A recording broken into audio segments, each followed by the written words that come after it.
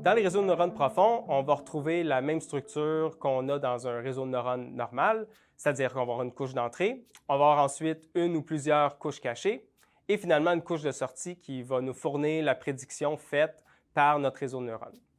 Quand on va parler de la profondeur de réseau de neurones, on va faire référence au nombre de couches cachées. Donc, plus il y aura de couches cachées, plus le réseau de neurones va être profond.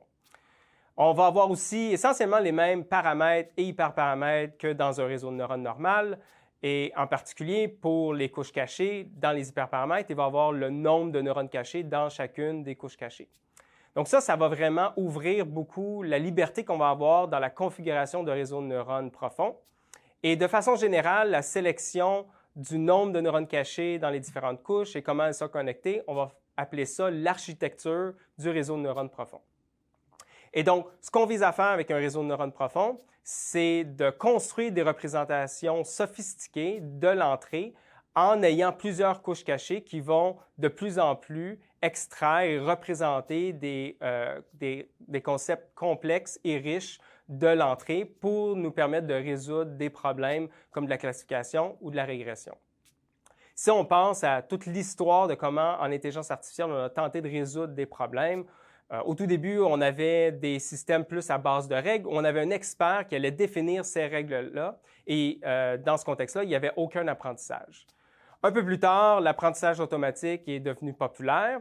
On appliquait des algorithmes d'apprentissage sur des représentations qui allaient elles-mêmes être définies par un expert, qui allait déterminer c'est quoi les bonnes variables qui vont bien expliquer nos observations, nous permettre de prédire facilement la classe ou la valeur de régression qu'on souhaite prédire.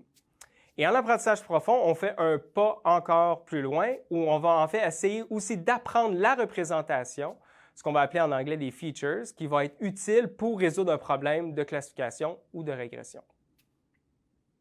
Donc en résumé, dans un réseau de neurones profonds, ce qu'on essaie de faire, c'est de remplacer la partie de l'apprentissage automatique normal où on va tenter de générer soi-même des variables explicatives, en anglais des features, qui vont bien fonctionner.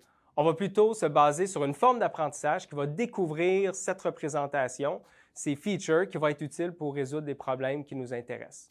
Donc, spécifiquement, lorsqu'on parle de cette représentation utile, on va faire référence à la représentation qui se trouve à la dernière couche cachée d'un réseau de neurones profonds. Et avec de l'apprentissage, la dernière couche cachée va s'adapter pour avoir une représentation qui va nous permettre de résoudre facilement notre problème qui nous intéresse, comme de la classification où on fait de la reconnaissance des images, par exemple.